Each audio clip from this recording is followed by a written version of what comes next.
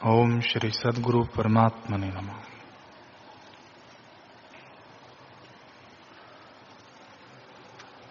कुंभज बोले, हे राजन, उसने सम्यक दृष्टि से चित्त का त्याग किया है और उस ज्ञानवान को कोई दुख नहीं होता। हे राजन,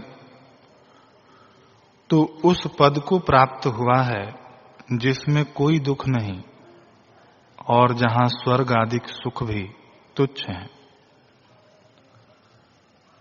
क्योंकि स्वर्ग में भी अतिशय और क्षय होता है। अतिशय इसे कहते हैं कि जो बड़े पुण्य वाले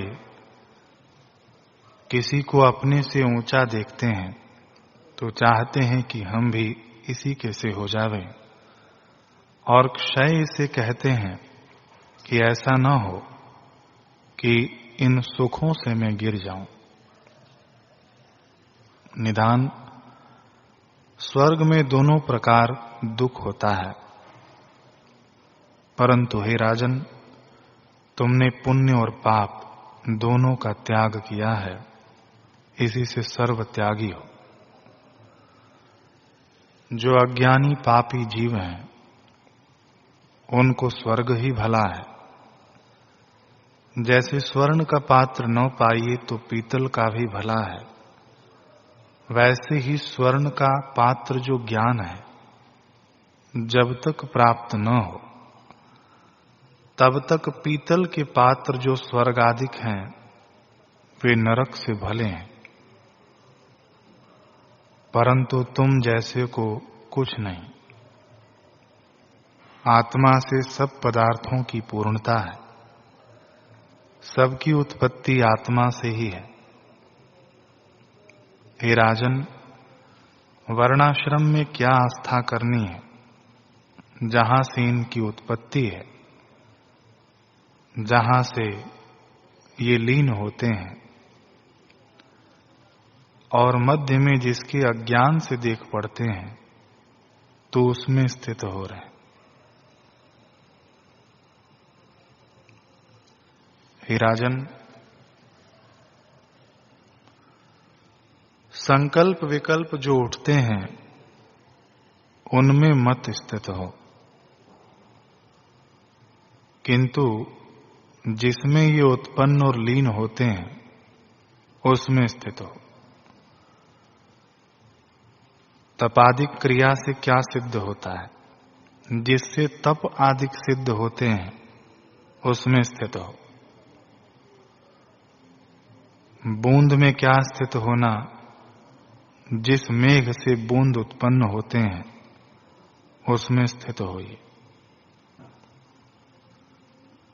हे राजन, जैसे स्त्री भर्ता से कोई पदार्थ चाहे और आप न कहे, वैसे ही तपादिक क्रिया से क्या सिद्ध होता है? जो उनसे आत्मपद की इच्छा करे तो प्राप्त नहीं हो सकता। उससे तो मनुष्य अपने आप से पाता है। हे राजन, आत्मा तुम्हारा अपना आप है, उसी से सर्व सिद्ध होता है।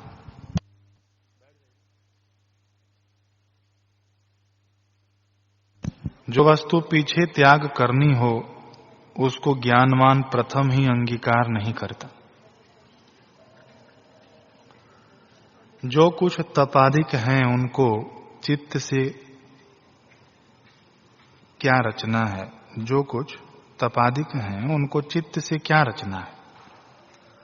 अपने आप को देखें कि अनुभव रूप है और सर्वदा निरंतर अपने आप में स्थित है। जब तुम अपने से आप को देखोगे तब तपादिक क्रिया को दूर करके शोभा पाओगे। जैसे बादल के दूर होने पर प्रकाशमान चंद्रमा शोभा पाता है, वैसे ही तुम भी भोग की चपलता को त्याग कर शोभा पाओगे। हे राजन, जब इंद्रियों को जीतकर किसी पदार्थ में आसक्त न होगे और सर्व वासनाओं का त्याग करोगे तब ज्ञानवान होगे। जिसने सर्व वासना का त्याग किया है उसको विष्णु जानना, वह सर्व राज्य का स्वामी है। जिसने मन जीता है वह चेष्टा में भी ज्यों का त्यों रहता है और समाधि में भी ज्यों का त्यों है। जिसने मन जीता है,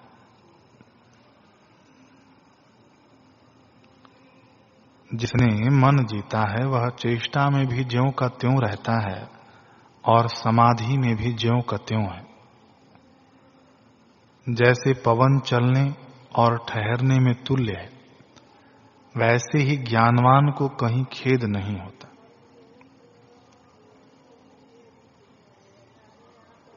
राजा ने पूछा कि हे भगवान, स्पंदन और निस्पंद में ज्ञानी ज्यों का त्यों कैसे रहता है, सो कृपा करके कहिए। कुंभज बोले, हे राजन,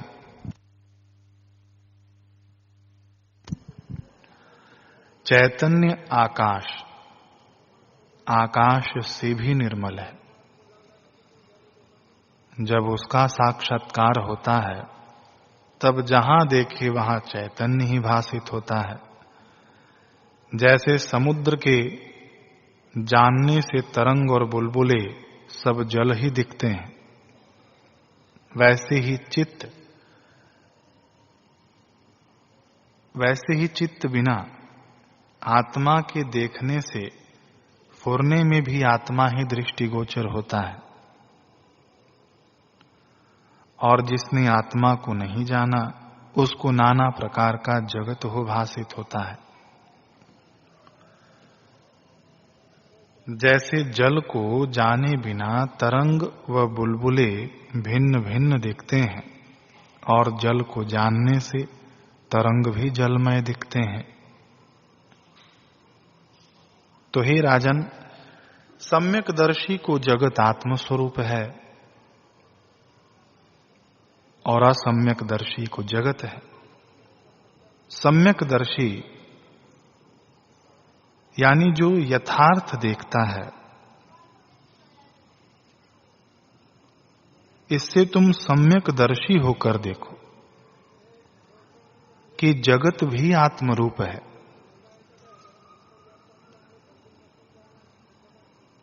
अब सम्यक दर्शन कैसे प्राप्त होता है सो भी श्रवण करो। सम्यक दर्शन संत के संग और सतशास्त्र के विचार से प्राप्त होता है। भावना करिए तब कितने काल में स्वरूप का साक्षात्कार होता है। दृढ़ विचार के निमित्त काल की अपेक्षा भी कही है। जब दृढ़ विचार होता है तब साक्षात्कार होता है।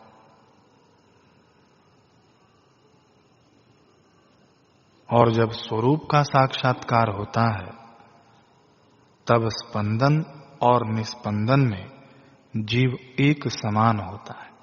जब स्वरूप का साक्षात्कार होता है तब स्पंदन और निस्पंदन में जीव एक समान होता है।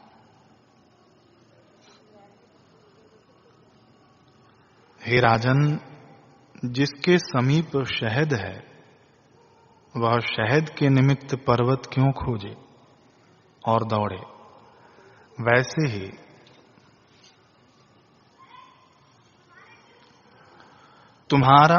तुम्हारी आत्मा सदैव तुम्हारे पास है, उसके लिए यत्न करना मूर्खता है।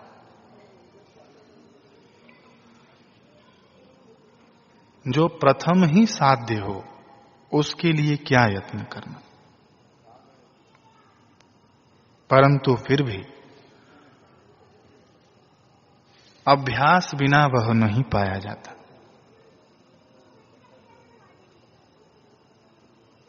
हे राजन, जब मन की चपलता मिटती है तब तुर्यातीत पद की प्राप्ति होती है, जिस पद को वाणी नहीं कह सकती। हे राजन, तुम भी उसी पद को प्राप्त हुए हो जो मन और वाणी से रहित तुर्यातीत पद है। वहां कोई क्षोभ नहीं, केवल शांत पद है।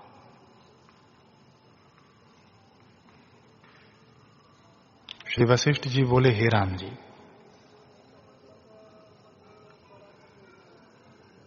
यह संसार आत्मरूप है।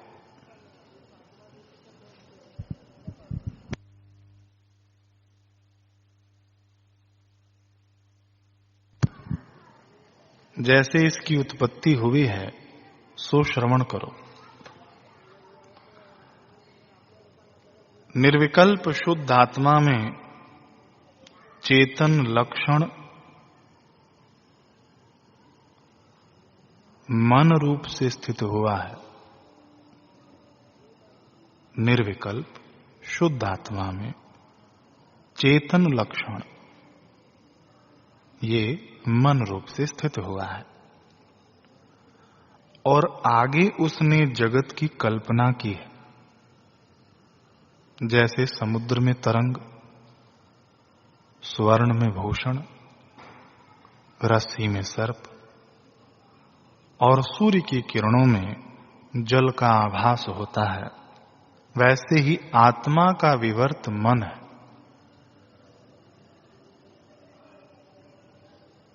परंतु वह आत्मा से भिन्न नहीं है। जैसे जिसको तरंग का ज्ञान है उसको समुद्र बुद्धि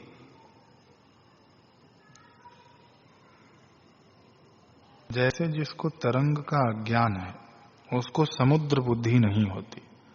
वह तरंग को और जानता है। जिसको भूषण का ज्ञान है वह स्वर्ण नहीं जानता। सर्प के ज्ञान से रस्सी को नहीं जानता। वैसे ही नाना प्रकार के विश्व के ज्ञान से जीव परमात्मा को नहीं जानता। जैसे जिस पुरुष ने समुद्र को जाना है कि जल है, उसको तरंग और बुलबुले भी जल ही भासित होते हैं, जल से भिन्न नहीं भासित होता। और जिसको रस्सी का ज्ञान हुआ है उसको सर्प बुद्धि नहीं होती। जिसको स्वर्ण का ज्ञान हुआ है उसको भूषण बुद्धि नहीं होती। और जिसको किरणों का ज्ञान हुआ है उसको जल बुद्धि नहीं होती। ऐसा पुरुष निर्विकल्प है। वैसे ही जिस पुरुष को निर्विकल्प आत्मा का ज्ञान हुआ है उसको संसार की भावना नहीं होती।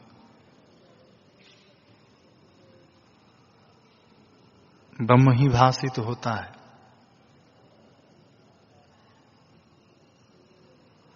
जिस पुरुष को निर्विकल्प आत्मा का ज्ञान हुआ है उसको संसार की भावना नहीं होती, ब्रह्म ही भासित होता है। और ऐसा जो मुनीश्वर है वह ज्ञानवान है। हे राम जी, मन भी आत्मा से भिन्न नहीं है। आदि में परमात्मा से अहम त्वम आदिक मन प्रकट हुआ तो उसमें जो अहम भाव हुआ वह उत्थान है। वह उत्थान है। बहिर्मुख होने से जीव को अपने निर्विकल्प चिन्मात्र आत्म स्वरूप का प्रमाद हुआ और उस प्रमाद से आगे विश्व हुआ। तो वास्तव में मन भी कभी उदय नहीं हुआ। आत्म स्वरूप होने के कारण उदय हुए की तरह भासित होता है। मन और संसार सत्य नहीं और असत्य भी नहीं। जो दूसरी वस्तु हो तो सत्य अथवा असत्य कहिए, परंतु जो आत्मा है वह अद्वैत ज्यों का त्यों स्थित है, तो उसमें सत्य और असत्य का भेद कहां। और उसका विवर्त मन होकर स्फुरित हुआ है। वही मन कीट है, वही मन ब्रह्मा है। ब्रह्मा ने मनुराज्य से स्थावर जंगम सृष्टि रची। वह सृष्टि न सत्य है न असत्य। तो हे राम जी, सब प्रपंच मन ने रचा है और उसी ने नाना प्रकार के विचार भी रचे हैं।